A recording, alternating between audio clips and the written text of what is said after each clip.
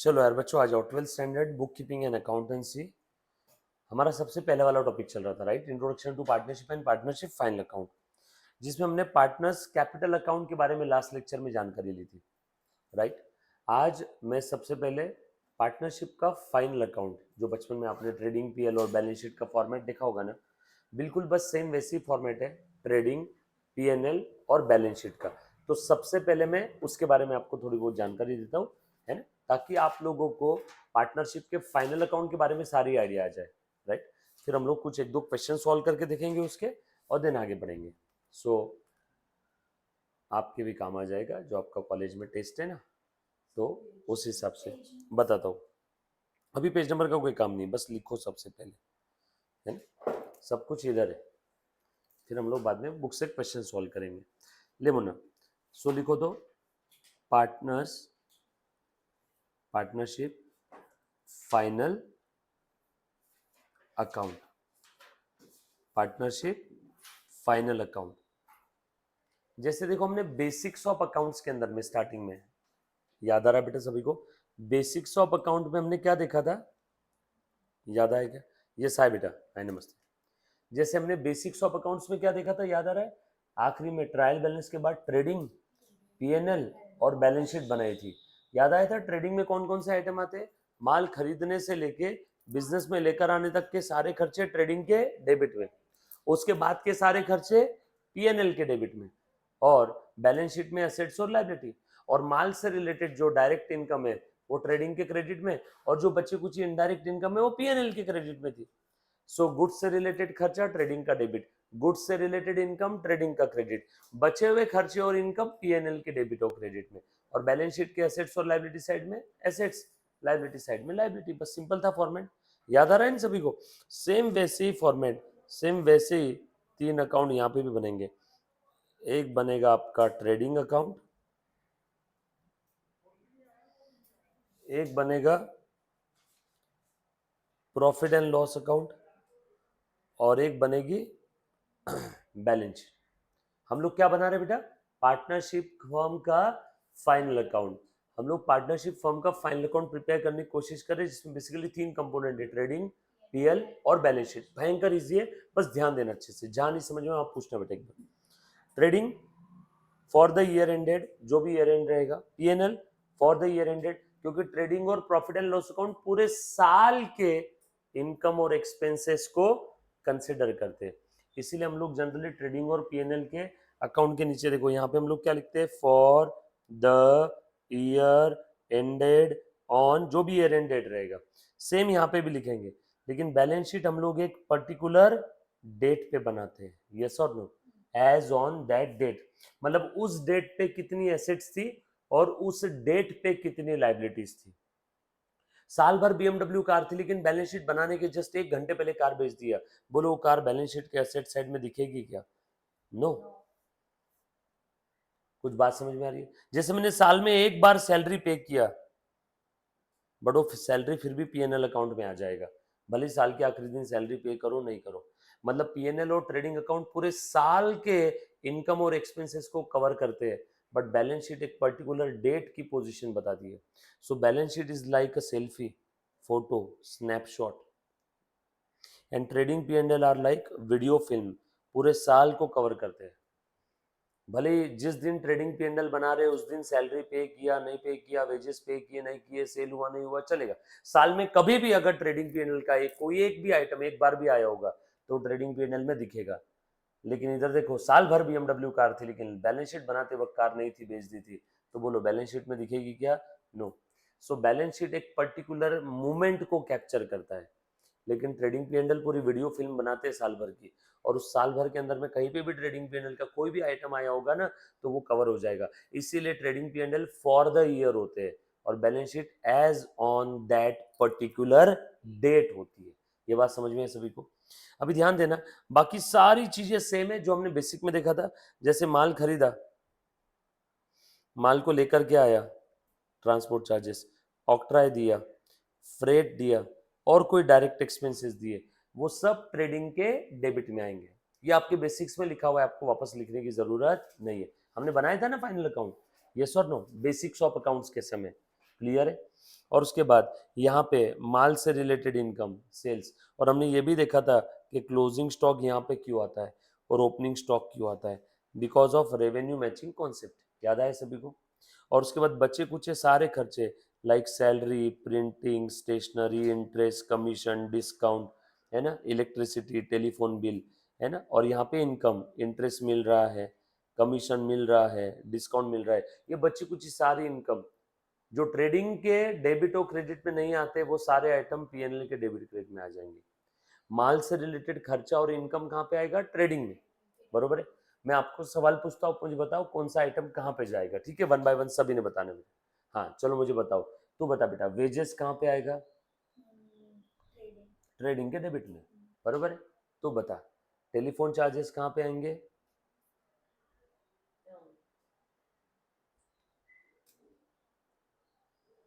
Telephone, printing, stationery कहाँ पे आएगा,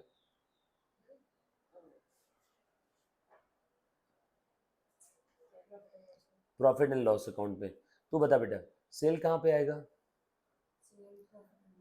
सेल, माल बेचा, माल से रिलेटेड खर्चा, ट्रेडिंग का डेबिट, माल से रिलेटेड इनकम, ट्रेडिंग के क्रेडिट में, बरोबर है क्या, यस और नो। हाँ, क्लोजिंग स्टॉक कहाँ पे आएगा, ट्रेडिंग के क्रेडिट में, बरोबर है ना। याद आ रहा है क्या। देखो एक बार ध्यान देना सब लोग, पुनः प्लीज ध्यान देना। हमारा जो बेसिक्स ऑफ अकाउंट्स था, जिसके अंदर में मैंने आपसे कुछ अकाउंट्स बनवा के लिए थे, फाइनल अकाउंट बनवा के लिया था, याद आ रहा है क्या सभी से, सभी को याद है बेटा। बेसिक्स ऑफ अकाउंट्स में हमने फाइनल अकाउंट बनाया था, ट्रेडिंग, पीएनएल और बैलेंस शीट, तीनों भी चीजें बनाई थी ना। याद आया क्या, ट्रेडिंग, पीएनएल और बैलेंस शीट। देखो ध्यान देना बेटा सब लोग, यमुना इधर ध्यान दे। जैसे मैं अगर बात करूं ट्रेडिंग अकाउंट की, तो एक बार देख लो, साल के आखिरी में बनाता हूं, नॉमिनल अकाउंट है, डेबिट में सारे माल से रिलेटेड खर्चे। तुम बताओ, माल खरीदा तो क्या किया होगा मैंने, परचेस। माल खरीदने के बाद उसको ट्रक में लोड करने के लिए मैंने लेबर लोगों को क्या दिया होगा, वेजेस और लेबर चार्जेस, यस और नो। ट्रक खुद का होगा तो क्या लगेगा, फ्यूल पावर। ट्रक रेंट से लिया होगा तो क्या लगेगा, कैरेज और ट्रांसपोर्ट चार्जेस। याद आए क्या। माल खरीदने से लेके धंधे में लेकर आने तक का खर्चा, वो सब कहाँ पे आएगा, ट्रेडिंग के डेबिट में। जैसे मेरी किराना दुकान है, मैंने माल खरीदा, गेहूं, चावल, शक्कर, ऑयल, है ना, 4 पोते शक्कर खरीद ली, गेहूं खरीद लिया, चावल खरीद लिया, शैम्पू, सोप, सब कॉस्मेटिक सब खरीद लिया, वो मैं बेचने वाला हूँ ना। माल खरीद लिया, परचेस, ट्रेडिंग के डेबिट में। माल को ट्रक में लोड करने के लिए वेजेस और लेबर चार्जेस दिए, ट्रेडिंग के डेबिट में। ट्रक मेरा होगा तो फ्यूल, हाँ ओपनिंग स्टॉक भी आएगा, लास्ट में बताता हूँ। कैरेज भी इसी में आ जाएगा। वो ट्रक सिटी लिमिट के बाहर आ गया तो क्या देना पड़ेगा, लोकल टैक्सेस, ऑक्ट्राई। वो माल लाने के लिए अगर रॉयल्टी कहीं देनी पड़ी, मैंने आपको सीमेंट, ईटा, मिट्टी का एग्जाम्पल दिया था, याद आ रहा है क्या सभी को। सीमेंट, ईटा, मिट्टी का एग्जाम्पल दिया था ना। जैसे मिट्टी अगर नदी किनारे से लाना है तो आपको कॉन्ट्रैक्टर को कभी कभी क्या देना पड़ता है, रॉयल्टी, बरोबर है। तो वो भी कहाँ पे आएगा, ट्रेडिंग के डेबिट में, बरोबर है। तो ये सारे खर्चे, माल खरीदने से लेके तो बिजनेस में लेकर आने तक का सारा खर्चा ट्रेडिंग के डेबिट में। उसके बाद माल से रिलेटेड इनकम, जिसको आप लोग प्यार से क्या बोलते हो, सेल्स, ट्रेडिंग के क्रेडिट में। अगर क्लोजिंग स्टॉक कुछ बच गया है, मान लो माल खरीदा 10 क्वांटिटी, माल बेचा 7 क्वांटिटी, इनकम कितने क्वांटिटी का है, 7। तो तू बता बेटा, खर्चा भी कितने क्वांटिटी का होना चाहिए था, 7। खर्चा कितने क्वांटिटी का दिख रहा है, 10। 3 को कम करना है, यही तो 3 आपका क्या है, क्लोजिंग स्टॉक। और ये क्लोजिंग स्टॉक कब सेल होगा, शायद अगले पीरियड में। तो इससे रिलेटेड खर्चा कब आएगा, अगले पीरियड के ट्रेडिंग में दिखेगा है, यस और नो। तो वैसे पिछले पीरियड का ओपनिंग स्टॉक भी तो यहाँ दिखेगा कि नहीं। तो ये आपका ट्रेडिंग का फुल फेज फॉर्मेट है, बरोबर है। और क्रेडिट साइड की टोटल अगर ज्यादा है, डेबिट साइड की कम है, तो इधर बैलेंस आएगा, इसको बोलेंगे ग्रॉस प्रॉफिट। और खर्चे वाले साइड की टोटल ज्यादा है तो इधर बैलेंस आएगा, इसको बोलेंगे ग्रॉस लॉस। ये पढ़ा था क्या हमने, ये बेसिक्स ऑफ अकाउंट्स में बनाया था हमने फॉर्मेट, यस और नो। कुछ याद आ रहा है ना, पक्का। और मुझे एक बात बताओ, बचे कुछ सारे खर्चे कहाँ पे आएंगे मुन्ना, बता दो। प्रॉफिट एंड लॉस अकाउंट के डेबिट साइड। जैसे सैलरी दे रहा हूँ, रेंट दे रहा हूँ, इंश्योरेंस प्रीमियम चार्जेस दे रहा हूँ, है ना, टेलीफोन चार्जेस दे रहा हूँ, इलेक्ट्रिसिटी चार्जेस दे रहा हूँ, डिस्काउंट दे रहा हूँ, कमीशन दे रहा हूँ, ये सारे खर्चे बिजनेस को ऑपरेट करने के खर्चे ये इनडायरेक्ट एक्सपेंसेस है, और जो ट्रेडिंग के डेबिट में रहते हैं वो सारे डायरेक्ट एक्सपेंस है। Direct expense related to goods, direct expenses related to goods, बरोबर है। यहाँ पे direct income related to goods, यहाँ पे इनडायरेक्ट इनकम इस साइड में, और पी एंड एल के डेबिट साइड में क्या आ जाएगा बेटा, इनडायरेक्ट एक्सपेंसेस। बोल बेटा क्या बोल रही, पक्का बोल बोल, क्लियर है। इनडायरेक्ट इनकम कौन कौन सी है, नॉमिनल अकाउंट है ना, तो डेबिट में खर्चा, क्रेडिट में इनकम। चलो इनडायरेक्ट इनकम, इंटरेस्ट मिल रहा है, कमीशन मिल रहा है, डिस्काउंट मिल रहा है, रेंट मिल रहा है, बरोबर है क्या, ये सारी आपकी इनडायरेक्ट इनकम है, यस और नो। अब ग्रॉस प्रॉफिट अगर होगा तो कहाँ ट्रांसफर होगा, इनकम साइड में। ग्रॉस लॉस होगा तो कहाँ ट्रांसफर होगा, खर्चे साइड में। और ये ट्रेडिंग अकाउंट क्लोज हो गया।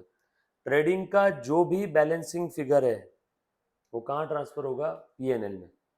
और पीएनएल का क्रेडिट साइड का टोटल ज्यादा है तो इधर क्या आएगा, नेट प्रॉफिट। इनकम साइड का टोटल ज्यादा है तो क्या आएगा, नेट प्रॉफिट। और खर्चे वाले साइड का टोटल ज्यादा है तो बैलेंसिंग फिगर इधर आएगा, जिसको आप लोग क्या बोलते हो, नेट लॉस। ये कुछ याद आ रहा है, सेम पढ़ा था ना हमने बेसिक्स ऑफ अकाउंट्स में, फाइनल अकाउंट। और बैलेंस शीट के लायबिलिटी में सारी लायबिलिटी और एसेट्स में एसेट्स। ये बात समझ में आई सभी को, पक्का।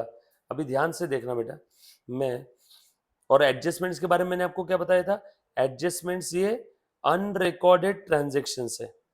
एडजस्टमेंट्स ये क्या है बेटा, अनरिकॉर्डेड ट्रांजेक्शन्स, जो ट्रायल बैलेंस बनाने के बाद हमें समझ में आई। ट्रायल बैलेंस बना लिया और ट्रायल बैलेंस बनाने के बाद समझ में आया कि कुछ चीजें रिकॉर्ड करना ही भूल गए, तो वो सारे आइटम्स को हम लोग एडजस्टमेंट बोल के रिकॉर्ड करते हैं। अब वापस पीछे तो नहीं जा सकते ना, ये जैसे देखो ये है बिजनेस, बिजनेस में क्या होते हैं, फिनेंशियल ट्रांजैक्शंस। इन ट्रांजैक्शंस को हम लोग क्या करते हैं, रिकॉर्ड। रिकॉर्डिंग के बाद पोस्टिंग, पोस्टिंग के बाद बैलेंसिंग के बाद ट्रायल बैलेंस, और ट्रायल बैलेंस के बाद समझ में आ रहा है यार ये कुछ ट्रांजैक्शंस तो रिकॉर्ड करने ही भूल गए, तो इस एडिशनल इंफॉर्मेशन को आप लोग क्या कहते हो, एडजस्टमेंट्स। अब ये एडजस्टमेंट्स टाइम मशीन में बैठ के पीछे जाके तो मैं वापस रिकॉर्ड नहीं कर सकता हूँ, तो मुझे कहाँ रिकॉर्ड करना है, आगे। और ट्रायल बैलेंस के आगे क्या है बच्चों, फाइनल अकाउंट, बरोबर है। एक बच्चे ने सवाल पूछा, sir custom duty and clearing charges, ये भी ट्रेडिंग के डेबिट में। अगेन वही सेंटेंस, माल को बिजनेस में लाने तक का खर्चा। मैंने माल आउट ऑफ इंडिया से खरीदा तो मुझे उसको यहाँ मेरे बिजनेस प्रीमाइसेस में लेकर के आने के लिए कौन सा खर्चा देना पड़ेगा, कस्टम ड्यूटी। तो माल को बिजनेस प्रीमाइसेस में लेकर आने तक के सारे खर्चे ट्रेडिंग के डेबिट में, फिर वो कस्टम हो, ड्यूटी, एक्साइज, टैक्सेस, कुछ भी हो, कोई फर्क नहीं पड़ता। सेंटेंस अपना अभी भी मजबूत तरीके से वहीं खड़ा है। माल खरीदने से लेके बिजनेस में लेकर आने तक का सारा खर्चा ट्रेडिंग के डेबिट में। ये बात समझ में है सभी को, पक्की बात। चलो आगे। अब ध्यान से देखना, मैं पीछे तो जा नहीं सकता हूँ, तो मुझे इन सब का इफेक्ट कहाँ देना होगा, फाइनल अकाउंट में। फाइनल अकाउंट में क्या है, ट्रेडिंग, पीएल और बैलेंस शीट। ट्रेडिंग का बैलेंसिंग फिगर ट्रांसफर होगा पीएनएल में, पीएनएल का बैलेंसिंग फिगर बैलेंस शीट में, और बैलेंस शीट टैली हो जाएगी, यस और नो। ये बात समझ में है सभी को। तो अब ये जो एडजस्टमेंट है ये अनरिकॉर्डेड ट्रांजैक्शन है, मुझे अब इनकी अकाउंटिंग करनी होगी क्या, अब पीछे तो जा नहीं सकता हूँ, आगे ही इफेक्ट देना है, यस और नो। क्योंकि पीछे गया तो सब चेंज हो जाएगा ना, ये भी सब चेंज हो जाएगा, और आगे इफेक्ट देना है। और अनरिकॉर्डेड ट्रांजेक्शन्स के इफेक्ट कितने जाते हैं, डबल एंट्री सिस्टम के हिसाब से 2 इफेक्ट, इसीलिए एडजस्टमेंट के 2 इफेक्ट जाते हैं फाइनल अकाउंट में। कैसे 2 इफेक्ट जाते हैं मैं आपको अभी एडजस्टमेंट बताने जा रहा हूँ, ध्यान देना बेटा अच्छे से। ये देखो ट्रेडिंग अकाउंट का फॉर्मेट आप लोगों के टेक्स्ट बुक के अंदर में दिया हुआ है, इसका पेज नंबर है 16, दिख रहा है कि सभी को, दिख रहा है, पेज नंबर 16 पे है, दिख रहा है ना, ओके। ये देखो ध्यान से देखना बेटा, so trading account for the year end date, जो भी ईयर एंड डेट रहेगा। देखो तो जरा पहले कौन सा आइटम दिख रहा है, ओपनिंग स्टॉक, बरोबर है, माल खरीदा। अब माल खरीदने के बाद इन्होंने देखो लेस क्या किया, रिटर्न आउटवर्ड। सर ये लेस क्यों किया, अरे बाबा मैंने माल खरीदा 50 क्वांटिटी, उसमें 2 खराब थे, तो वापस करूंगा कि मेरे पास ही रखूंगा, वापस करूंगा। ये वापस करने को कहते हैं रिटर्न आउटवर्ड। रिटर्न आउटवर्ड का ही एक और दूसरा नाम है परचेज रिटर्न। रिटर्न आउटवर्ड का ही दूसरा नाम क्या है? Purchase return. तो नेट आ जाएगा, ये परचेज किया उसमें से माइनस किया तो नेट फिगर देखो ये आ गई। उसके बाद माल को लाने का खर्चा, माल लाने का खर्चा, डॉक चार्जेस। डॉक चार्जेस क्या होते हैं? माल को कभी कभार टो करना पड़ता है, इधर से उधर रखना है।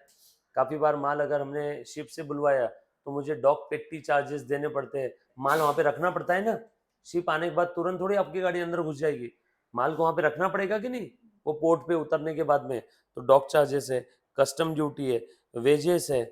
वेजेस, अब ये प्रोडक्टिव वर्ड नहीं भी लिखा तो भी चलेगा। वेजेस प्रोडक्टिव होते हैं, अनप्रोडक्टिव काम के लिए कोई वेजेस देता है क्या? है ना, प्रोडक्शन वेजेस बोल दिया तो भी चलेगा उसको।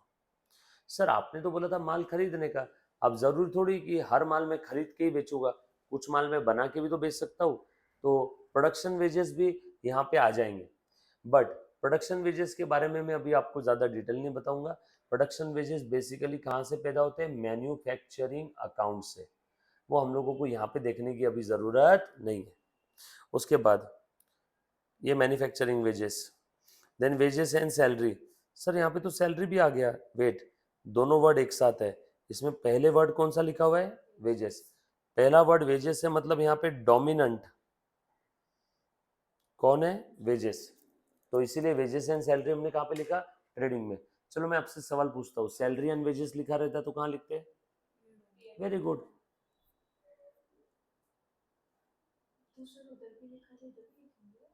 नहीं नहीं, सैलरी एंड वेजेस अगर है तो दिख रहा है क्या? यहाँ पे डोमिनेंट क्या है?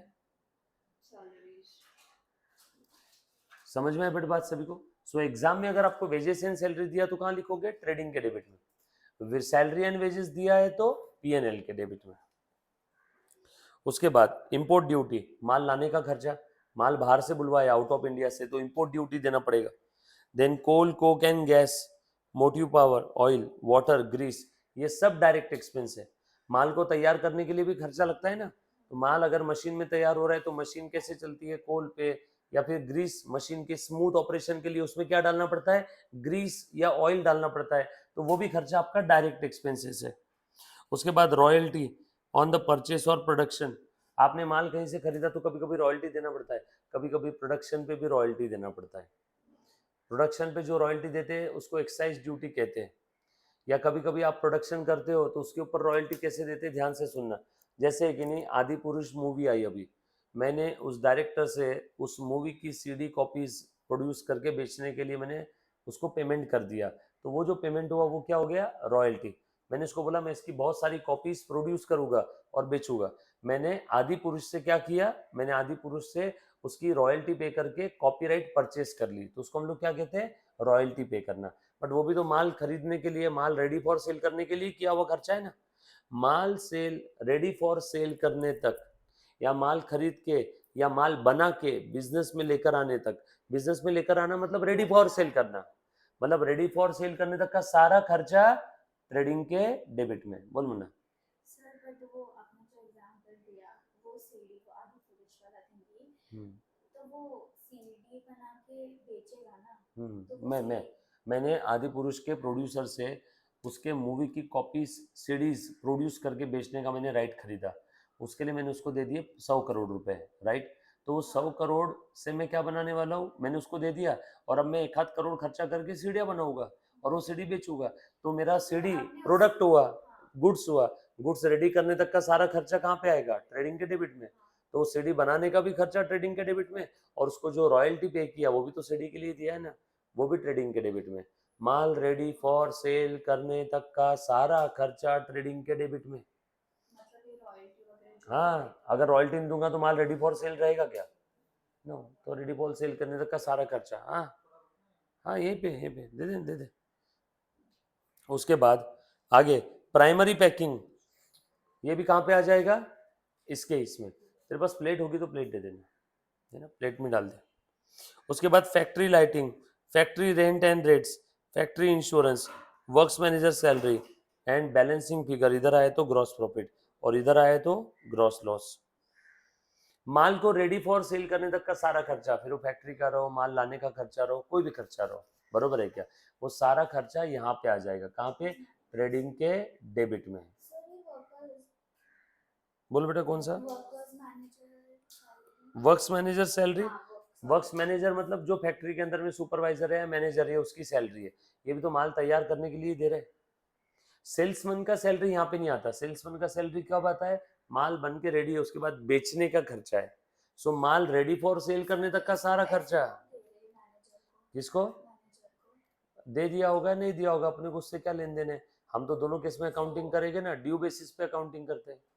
जो लाइक फैक्ट्री में लोग काम वगैरह करते हैं, हाँ हाँ उनका भी इधर ही आएगा ना। हाँ हाँ। एंड जो माल रेडी फॉर सेल करने तक का सारा खर्चा ट्रेडिंग के डेबिट में। फिर माल खरीदा या फिर माल बनाया, बरोबर है, सारा खर्चा ट्रेडिंग के डेबिट में। और एक बच्चे ने सवाल पूछा इसका पेमेंट कब करते हैं। बेटा ये ट्रायल बैलेंस बनने के बाद ट्रायल बैलेंस के आइटम तूने यहाँ पे लिखे हैं, इनकी ऑलरेडी जर्नल एंट्री हो चुकी है। जैसे works manager salary account debit to cash, है ना, फिर इसका पोस्टिंग हुआ रहेगा वर्क्स मैनेजर्स सैलरी अकाउंट और कैश अकाउंट। फिर वर्क्स मैनेजर सैलरी के डेबिट में टू कैश, फिर इसका बैलेंसिंग फिगर आया। फिर तूने ट्रायल बैलेंस में लिखा होगा works manager salary debit balance है ना, और वो वर्क्स मैनेजर सैलरी यहाँ पे ट्रांसफर हुआ है। ये कोई एंट्री थोड़ी चल रही है। ट्रायल बैलेंस के बाद हम लोग फाइनल अकाउंट कब बनाते हैं बता? बिजनेस में होते हैं ट्रांजेक्शन की रिकॉर्डिंग की, पोस्टिंग की, बैलेंसिंग की, ट्रायल बैलेंस। और ट्रायल बैलेंस के अंदर में जो बैलेंस है वो हम लोग ट्रेडिंग P&L या बैलेंस शीट में लिखते हैं। आपको क्वेश्चन में ट्रायल बैलेंस दिया रहेगा, और ट्रायल बैलेंस के बैलेंस हम लोग कहाँ लिखते हैं? ट्रेडिंग में या P&L में या तो बैलेंस शीट में। यस और नो? और ये देखिए बचे हुए सारे ये इनकम गुड्स से related, sales less sales return, return inward का ही दूसरा नाम क्या है? सेल्स रिटर्न, बरोबर है, क्लियर। अभी ध्यान देना, बस इसी के भरोसे। Then goods loss by fire, goods loss due to theft, goods distributed as a free sample. तीनों केस में क्या कम हुआ यहाँ पे? गुड्स। माल आता है तो ट्रेडिंग के डेबिट में, और माल गया चाहे सेल की वजह से चाहे कोई और रीजन की वजह से तो ट्रेडिंग के क्रेडिट में। माल कम हुआ है, कैश कम हुई होती तो यहाँ पे नहीं आता। क्या कम हुआ है? माल। गुड्स हमने फ्री में बांटा है, राइट। उसके बाद goods lost in accident, goods withdrawn by the proprietor, कोई भी केस हो गुड्स से रिलेटेड। और लास्ट में यहाँ पे क्लोजिंग स्टॉक दे दिया हमने, और इधर आया बैलेंसिंग फिगर तो loss. By the way trading की डेबिट साइड में कौन से आइटम आते हैं? खर्चे या इनकम, ये बताओ पहले। खर्चे। इन क्रेडिट में इनकम। अब डेबिट साइड की टोटल ज्यादा है, खर्चे वाले साइड की टोटल ज्यादा है, तो बैलेंसिंग फिगर इधर आएगा ना। डेबिट साइड की टोटल ज्यादा है, क्रेडिट साइड की कम है, तो इधर जगह कम पड़ रही है, यहाँ पे क्या आया? लॉस। अपोजिट इधर आया तो ग्रॉस फ्रूट। ये पहले एक चीज बताओ, बरोबर है। ये जो भी बच्चा लाइव स्ट्रीमिंग देख रहा है, एक सेकेंड,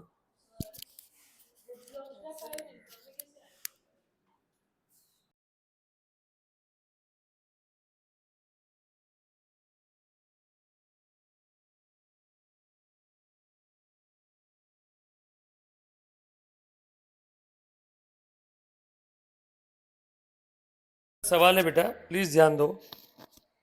एक बच्चे ने सवाल पूछा कि sir goods loss by fire या गुड्स लॉस बाय थेफ्ट या फ्री सैंपल बोल के बांटा, या गुड्स लॉस्ट इन एक्सीडेंट या गुड्स विड्रॉन बाय ओनर, ये सारे केसेस में ये तो आपके एक टाइप से एक्सपेंस और लॉसेस हो गए ना। तो ये लॉसेस ट्रेडिंग के क्रेडिट में कैसे आए?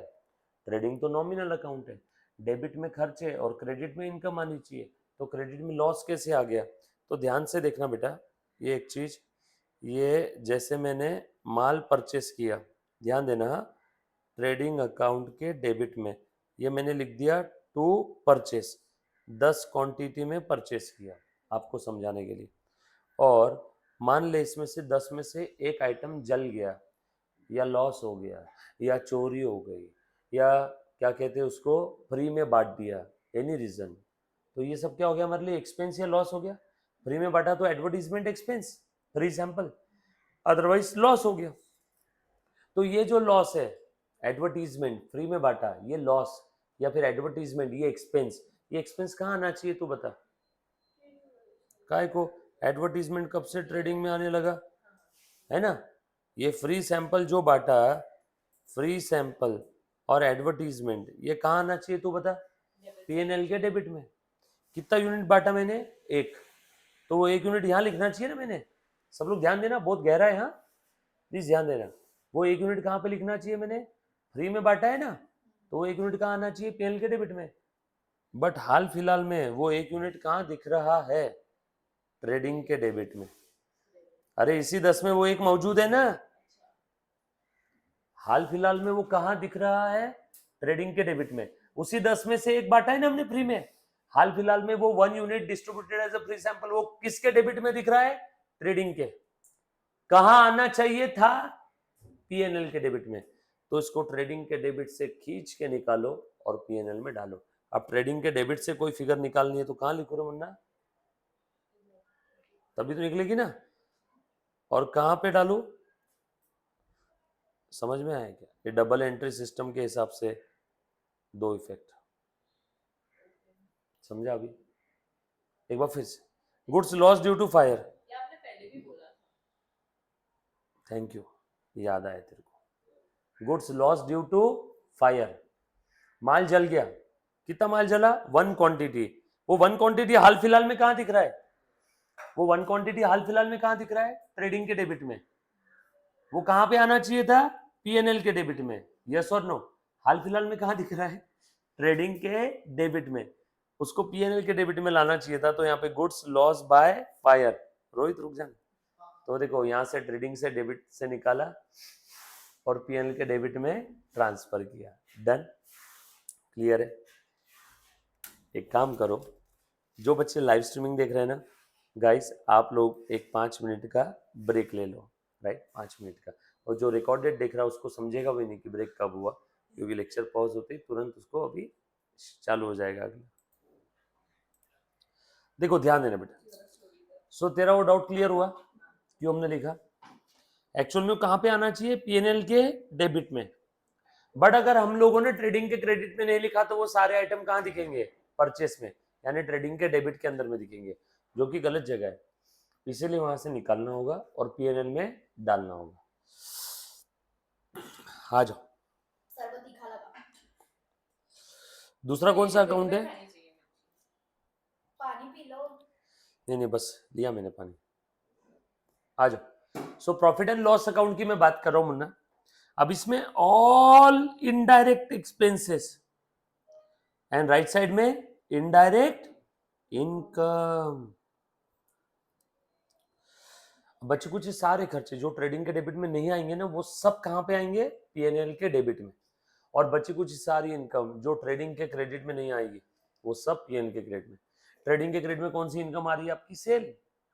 और बची हुई सारी इनकम, लाइक कमीशन मिल रहा है, डिस्काउंट मिल रहा है, इंटरेस्ट मिल रहा है, डिविडेंड मिल रहा है, रेंट मिल रहा है, अदर कोई मिसलेनियस रिसीट होगी, miscellaneous other receipt. For example मैं मेरे यहाँ पे शॉप पे बैठा हूँ, कोई आया मेरे पास, बोला इधर किधर किराए से रूम है क्या, बोला हाँ मैं बताऊंगा लेकिन मुझे 100 रुपये देना होगा, तो उससे मैंने 100 रुपये ले लिए, तो वो मेरी क्या हो गई, अदर रिसीट, मिसलेनियस रिसीट। या कोई असेट बेचा, उसके ऊपर फायदा हो गया, जैसे मान लो कोई तो एक असेट है मेरे बैलेंस शीट के असेट साइड में, इन्वेस्टमेंट मैंने खरीदा था 100 रुपए की, सेल कितने में किया, आपको समझाने के लिए 120 में, बोलो कितने का फायदा हो गया, प्रॉफिट ऑन सेल 20। और ये प्रॉफिट ऑन सेल कहा जाएगा, यस और नो, कुछ बात समझ में आई सभी को, पक्की बात। ये profit on sale of investment, ये मेरा मेन इनकम थोड़ी है, तो अदर इनकम है। सारी अदर इनकम कहाँ पे आती है, पीएनएल के क्रेडिट में, बरोबर है। एक बार मैं फिर से बताता हूँ, वापस सुनना, देखो बेटा ध्यान देना। जैसे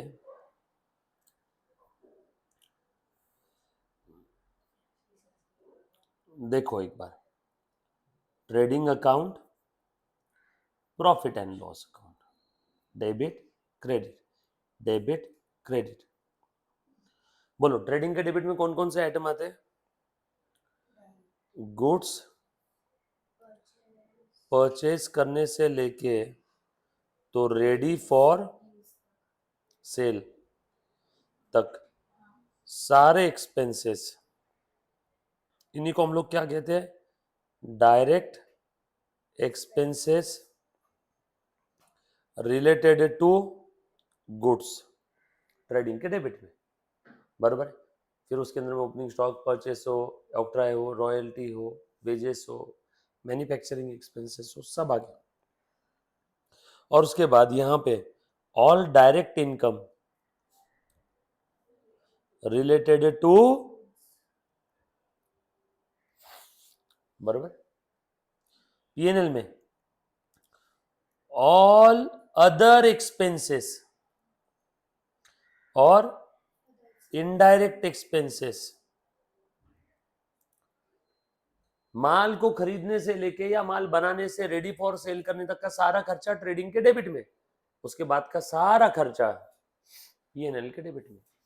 जैसे माल को बेचने के लिए खर्चा किया, selling expense, advertisement expense, commission दे रहा हूँ, डिस्काउंट दे रहा हूँ, रॉयल्टी, सैलरी, रॉयल्टी नहीं सैलरी दे रहा हूँ, इलेक्ट्रिसिटी चार्जेस दे रहा हूँ, और यहाँ पे ऑल अदर इनकम, इसी को कहते हैं इनडायरेक्ट इनकम। तो आपने पीएनएल की लिस्ट याद नहीं रखना है, ये तो बहुत बड़ी लिस्ट है। ट्रेडिंग में क्या आता है ये हमें मालूम है, बचा कुछ है सब पीएनएल में। और बैलेंस शीट तो बहुत सिंपल है, बैलेंस शीट में इधर सारी लायबिलिटी और इधर सारी एसेट, खत्म। और एडजस्टमेंट है तो दो ही फेंक दूंगा, बोल मुन्ना। हाँ हाँ बराबर है, बता दो, वो भी बता देता हूँ। हाँ हाँ बिल्कुल बिल्कुल। अब ध्यान देना, एक सिंपल सा मैं आपके सामने एग्जाम्पल लेता हूँ और आप मुझे बताना बेटा कौन सा आइटम कहाँ जाएगा। तो बैड डेट वाला ही लेते हैं अपन लोग।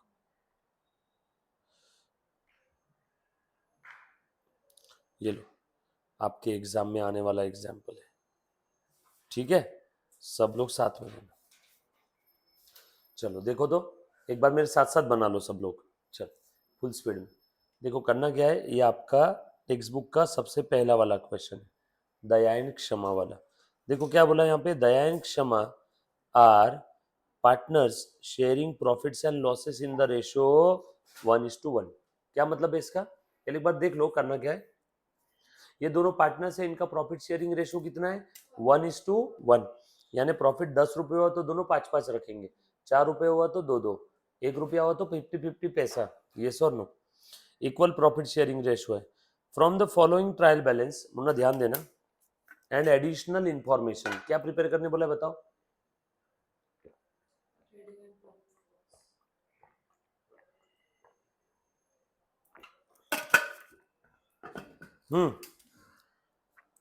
क्या क्या बनाने बोला है, trading account, P&L account and तीनों चीज बनाने के लिए बोला है। कौन से साल के लिए, for the year ended 31 March 19। Year and 31 मार्च 19 है तो ईयर स्टार्ट क्या रहेगा, 1 अप्रैल 18, बरोबर ना। ईयर एंड 31 मार्च 19 है तो 12 महीने पीछे जाओ तो ईयर स्टार्ट क्या रहेगा, 1 अप्रैल 18, बरोबर है। अब आपको देखो 1 अप्रैल 18 का ये ईयर स्टार्ट का स्टॉक दिया है, मतलब ये साल के शुरुआती का स्टॉक है, मतलब ये कौन सा स्टॉक है, ओपनिंग, बरोबर ना। साल के पहले दिन का स्टॉक यानी ओपनिंग स्टॉक। बोलो ये ओपनिंग स्टॉक कहाँ जाएगा, ट्रेडिंग के डेबिट में। बिल रिसीवेबल क्या चीज है, बिल रिसीवेबल क्या है, asset, drawing, debtors, expense, losses, liability, capital, creditor, income, gain.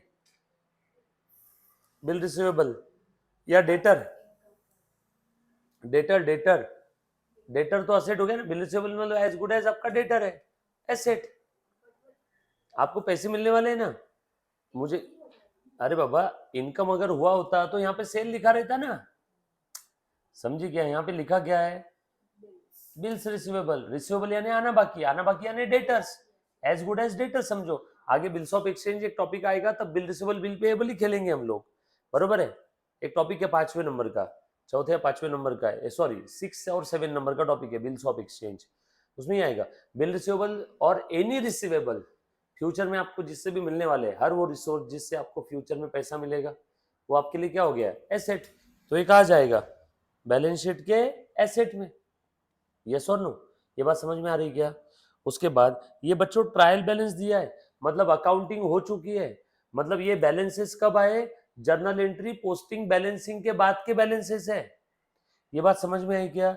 Journal entry हो गई, लेजर पोस्टिंग हो गया, बैलेंसिंग हो गया, और उसके बाद आपने ट्रायल बैलेंस बनाया। बस अब ट्रायल बैलेंस मतलब ऐसा समझो, बर्तन वाली बाई बर्तन धो के चली गई, सारे बर्तन एक जगह रख दिए ट्रायल बैलेंस में। अब बस आप कटोरी कटोरी की जगह, चमचा चमचे की जगह, थाली थाली की जगह रख रहे हो। यानी एक्सपेंस एक्सपेंस की जगह, इनकम इनकम की जगह, एसेट्स बैलेंस शीट के एसेट में, लायबिलिटी लायबिलिटी में। बस जगह पे सामान रखना है और कुछ भी नहीं है। वेजेस एंड सैलरी कहां जाएगा? ट्रेडिंग के डेबिट। डेटर्स बैलेंस शीट के एसेट में। बैड डेट नुकसान हो गया, ये पीएनएल के डेबिट में। एक्सपेंस लॉसेस बरोबर है ना, पीएनएल के डेबिट में। अगर डायरेक्ट एक्सपेंस होता तो ट्रेडिंग के डेबिट में आता। जो एक्सपेंस, सुनना सेंटेंस में कह रही है, जो एक्सपेंस ट्रेडिंग के डेबिट में नहीं आ सकता, वो सारे खर्चे कहा जाएंगे? पीएनएल के डेबिट में। हर वो खर्चा जो ट्रेडिंग के डेबिट में नहीं आ सकता, बरोबर है, वो सब कहां पे आ जाएंगे? पीएनएल के डेबिट में। ये बात समझ में आ रही है सभी को? यस और नो? उसके बाद आगे, परचेज ट्रेडिंग के डेबिट में, मोटर कार एसेट में, मशीनरी एसेट, ऑडिट फी पीएनएल के डेबिट में, बरोबर ना? अरे बाबा, ऑडिट फी माल लाने का खर्चा थोड़ी है, ये तो धंधे में हमने अकाउंटिंग किया। अकाउंटिंग करने के बाद जो बुक्स ऑफ अकाउंट्स हम लोग चेक करवाते हैं, ये उससे रिलेटेड खर्चा है। यस और नो? उसके बाद सेल्स रिटर्न, ये ट्रेडिंग के क्रेडिट साइड में सेल्स में से माइनस करेंगे। सेल में से सेल रिटर्न माइनस होता है ना। डिस्काउंट, अब डिस्काउंट का कौन सा बैलेंस है? Debit balance. डिस्काउंट का डेबिट बैलेंस है, मतलब ये क्या है? एक्सपेंस। अगर डिस्काउंट का क्रेडिट बैलेंस होता तो क्या होता है? इनकम। क्योंकि एक्सपेंस का डेबिट बैलेंस है, इनकम का क्रेडिट बैलेंस। ये डेबिट बैलेंस वाला डिस्काउंट है, मतलब ये दिए हुआ डिस्काउंट है, मतलब ये खर्चे वाला डिस्काउंट है। और ये इस साइड में जो डिस्काउंट है, ये कौन से बैलेंस वाला है? क्रेडिट बैलेंस, मतलब ये कौन सा है? इनकम। तो ये कहां जाएगा? पीएनएल के क्रेडिट में। ये कहां जाएगा? पीएनएल के डेबिट में। Building asset, cash at bank asset, investment asset, advertisement PNL के डेबिट में। फ्री सैंपल, एडवर्टीजमेंट, प्रमोशन, ये डायरेक्ट एक्सपेंस अगर होता तो ट्रेडिंग के डेबिट में आता, बरोबर है। ये ट्रेडिंग के डेबिट में कौन से खर्चे आते हैं? सुन बेटा, पीएनएल में कौन से खर्चे आते हैं, एकदम गावरान तरीका बताता हूँ, याद रखने। जो खर्चा ट्रेडिंग के डेबिट में नहीं आता, वो डायरेक्टली पीएनएल के डेबिट में। फिर आपका सवाल, सर ट्रेडिंग के डेबिट में कौन से खर्चे आते हैं? वही माल खरीदने से या बनाने से रेडी फॉर सेल करने तक का सारा खर्चा ट्रेडिंग के डेबिट में। उसके बाद बचे हुए सारे खर्चे आग बंद करके पीएनएल के डेबिट में। तो जब भी कोई एक्सपेंस समझ में ना आए तो उस खर्चे को पूछना, हे खर्चे बता, क्या तू ट्रेडिंग के डेबिट में जाएगा? उसने बोला नहीं, तो सीधा उसको पीएनएल के डेबिट में डाल देना। समझ में आया? पक्की बात? उसके बाद रॉयल्टीज ट्रेडिंग के डेबिट में, माल लाने का खर्चा है। जनरल रिजर्व, ये रिजर्व्स और सरप्लस जो होते हैं ना, ये आपका पुराना बचा हुआ प्रॉफिट है। तो ये जो पुराना बचा हुआ प्रॉफिट है कहाँ जाएगा? बैलेंस शीट के लायबिलिटी साइड में। क्योंकि मुझे एक बात बताओ, प्रॉफिट पे किसका अधिकार होता है? मालिक। प्रॉफिट किसको देना है? मालिक को। सो बिजनेस प्रॉफिट किसको देने वाला है? मालिक को। सो बिजनेस के पॉइंट ऑफ व्यू से प्रॉफिट क्या हुई? लायबिलिटी। बिजनेस को जैसे ही बिजनेस में प्रॉफिट हुआ, ये प्रॉफिट किससे देना होगा? मालिक को। सो बिजनेस ये प्रॉफिट किसको देने वाला है? मालिक को। हर वो चीज जो मुझे देना है किसी न किसी को, मेरे लिए ऑब्लिगेशन है ना बॉस। तो प्रॉफिट का ही ये पार्ट है रिजर्व। अरे आपके पापा ने महीने की अर्निंग की 1 लाख रुपए, उसमें से आपने बचा लिए 20,000, तो वो जो बचा लिए ना 20,000 प्रॉफिट का हिस्सा, उसी को आप लोग प्यार से बोलते हो सेविंग। हम लोग अकाउंटिंग के लैंग्वेज में उसको बोलते हैं रिजर्व। हम लोग अकाउंटिंग के लैंग्वेज में उसको क्या बोलते हैं? रिजर्व। ये प्रॉफिट का ही पार्ट है, और ये कहाँ दिखेगा? लायबिलिटी साइड में। बाद में कैपिटल दिया है, दया और क्षमा का, कहाँ जाएगा capital? Balance sheet liability. Balance sheet liability, capital वहीं जाता है ना बैलेंस शीट के लायबिलिटी में। कैपिटल किसका होता है? ओनर का। ओनर ने धंधे में जो इन्वेस्टमेंट किया, आज नहीं तो कल, जिस दिन बिजनेस बंद होगा उस दिन वो इन्वेस्टमेंट मुझे क्या करना है? रिटर्न करना है। तो कहां जाएगा? बैलेंस शीट के लायबिलिटी में। क्रेडिटर्स देना है क्या? लायबिलिटी है क्या मेरे लिए? क्रेडिटर्स को देना पड़ेगा ना। हाँ बैठ जाओ, पंकज पीछे बिठा दे एक बार सभी। आरडीडी, ये आरडीडी क्या है? ओल्ड और प्रोविजन फॉर डाउटफुल डेट, ये क्या हो गया बेटा आपका RDD, provision for doubtful debt. ये कहां जाएगा आपका आरडीडी, ये ओल्ड आरडीडी है, ओल्ड आरडीडी। अब ये आरडीडी क्या चीज होती है, ध्यान से सुनना। कंजर्वेटिज्म कॉन्सेप्ट हम लोगों ने देखा था क्या, कंजर्वेटिज्म कॉन्सेप्ट, बरोबर है। क्या कहता है ये, फ्यूचर में होने वाले एक्सपेंसेस के लिए, ना ध्यान से सुनना, फ्यूचर में होने वाले एक्सपेंस और लॉसेस के लिए हम लोग अभी से क्या क्रिएट कर रहे हैं, प्रोविजन। तो उसके लिए फ्यूचर में हमें ऐसा लगता है कि शायद पैसा डूबने वाला है, तो उसके लिए मैं क्या क्रिएट करता हूँ, प्रोविजन। उसको हम लोग बोलते हैं reserve for doubtful debt, RDD, reserve for doubtful debt. अब आप ध्यान रखना बस कल के पेपर के लिए, ये जो स्पिन बता रहा हूँ वापस सारी चीजें डिटेल में कल देखेंगे। पीएनएल के डेबिट साइड में आप क्या लिखोगे, bad debt plus new bad debt plus new RDD minus old RDD. ये पीएनएल के डेबिट में, ये याद करके रखेंगे, ये ऐसा क्यों आया, कहां से आया, सब डिटेल में कल बताऊंगा, बस आपके कल के पेपर के लिए, बरोबर है। अभी ध्यान देना बेटा, ये है आप लोगों की बैलेंस शीट, ये आरडीडी वाला एडजस्टमेंट एक बार देख ले। बता दो बेटा एक बार क्वेश्चन में डेटर कितने देख करके बताओ। और ये सेल्स कहाँ जाएगा, ट्रेडिंग के क्रेडिट में, एक सेकेंड ना। Outstanding wages balance sheet liability side, purchase return trading के डेबिट में, परचेस से क्या करेंगे, लेस किया बेटा सभी ने, परचेस रिटर्न परचेस से लेस होगा ना। और आउटस्टैंडिंग मतलब क्या होता है रे, देना बाकी, पेएबल, पेएबल यानी आपके लिए लाइबिलिटी, बैलेंस शीट के लाइबिलिटी साइड। अब ध्यान से सुनना, इन्होंने बोला write off 1800 as a bad debt and maintain RDD at 5% on debtors. देख ध्यान दे, बाकी सब तो क्या आइटम उठा उठा के जगह पे रखना है। RDD reserve for doubtful debt, उसी का एक और नाम है प्रोविजन फॉर डाउटफुल डेट। बताओ डेटर्स कितने बताना तो जरा यहाँ पे, डेटर्स है 132,500, बरोबर है। और यहाँ पे कितना परसेंट बोला है बेटा, 1800 बैड डेट राइट ऑफ करने बोला है, और आरडीडी मेंटेन करने बोला है 5% की, और ये राइट ऑफ बोला है 1800 एज अ बैड डेट। ये एडजस्टमेंट में दिया है, मतलब ये न्यू बैड डेट है। और ऊपर जो बैड डेट दी है ऊपर भी दी है क्या, ये कौन सा बैड डेट है, ओल्ड बैड डेट है। ट्रायल बैलेंस में जो भी बैड डेट दी है वो कौन से है, ओल्ड। और एडजस्टमेंट में जो दिया है वो कौन से बैड डेट है, न्यू। अब ध्यान से सुनना, यहाँ सारी फिगर लिख दो, old bad debt 1000, new bad debt 1800, ये देख 1000 न्यू बैड डेट 1800।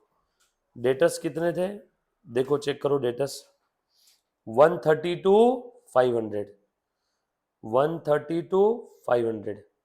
अब ये जो नया बैड डेट है ना एडजस्टमेंट में, इसका पहला इफेक्ट यहाँ पे, और माइनस ये न्यू बैड डेट दूसरा इफेक्ट यहाँ पे, 1800 माइनस कर देना, डबल एंट्री। हाँ बोल बेटा। यहाँ पे ट्रेडिंग पीएनएल अकाउंट एक ही इसमें बना है, तो हम हाँ चलेगा ना, अलग अलग बनाओ, चलेगा चलेगा। उन्होंने ऊपर नीचे चिपका दिया एक साथ। ट्रेडिंग अकाउंट मतलब ये अलग अलग पेज पे बनाना। हाँ ट्रेडिंग अकाउंट ऑरेंज वाला है ना, नहीं ऐसे ये क्वेश्चन नहीं नहीं, ऑरेंज वाला नहीं है, फिर येलो वाला है। ऊपर वाला ट्रेडिंग है, नीचे वाला पीएनएल।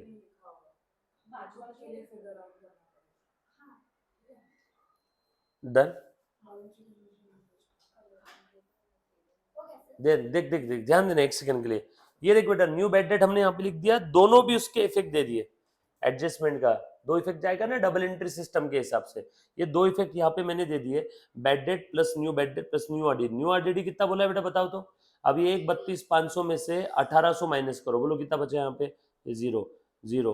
1,32,000 में से 1000 गया, कितना बचा, 1,31, 1,31,000, और ये 500 भी चले गए, बचे और 300, 1,30,000 कितना आएगा, 1,30,700, राइट, 1,30,700। एक बार चेक करना, बैड डेट में से न्यू बैड डेट, अपने डेटर्स में से न्यू बैड डेट अगर मैंने माइनस कर दी तो कितने बचे, 1,30,700। दिख रहा है कि सभी को बराबर ना? एक 32,500 में से एक गया, एक 31,500, उसके बाद बचा कितना और 500 चला गया, एक 31 और 300 चला गया, एक 30,700। और इसके ऊपर आरडीडी कितनी है सानी का, बता तो जरा, 5%। अब ये 1,30,700 का 5% क्या है, आरडीडी। ये आरडीडी 5% निकालने के बाद जो बचा हुआ बैलेंस है ना, ये जाएगा आउटर कॉलम में। और ये जो आरडीडी है, ये आरडीडी आएगी यहाँ पे दूसरा इफेक्ट। ये आरडीडी का पहला इफेक्ट और ये दूसरा इफेक्ट। बैड डेट के लिए ये जो है ना, ये ऐसा समझ कि 1 घंटे की चीज हमने कितने सेकंड में देखी, 10 सेकंड। अब समझा मैं क्यों जनरली मैं बोलता हूँ कि कॉलेज के टेस्ट और अपने क्लास को मर्ज और मिक्सचर नहीं करना बिल्कुल। ये है बैड डेट के एडजस्टमेंट। डिटेल में हम लोग कब देखेंगे इसको, टुमारो। आप लोग क्या करना टेस्ट के लिए, ध्यान से सुनना। ये जो आइटम बताए, हर एक आइटम के ऊपर आपको स्टेप मार्किंग मिलने वाला है, बस ये आइटम जगह पे लिख देना, बरोबर है। बैलेंस शीट की टोटल आखिरी में नहीं किया तो भी चलेगा, स्टेप मार्किंग आपको मिलने वाले। मैं तो उतना नहीं मार सकती। हाँ तो बस ये कहाँ जाकर उसका रास्ता मारना है। सर हाँ फर्स्ट चैप्टर में से मैं मार्क्स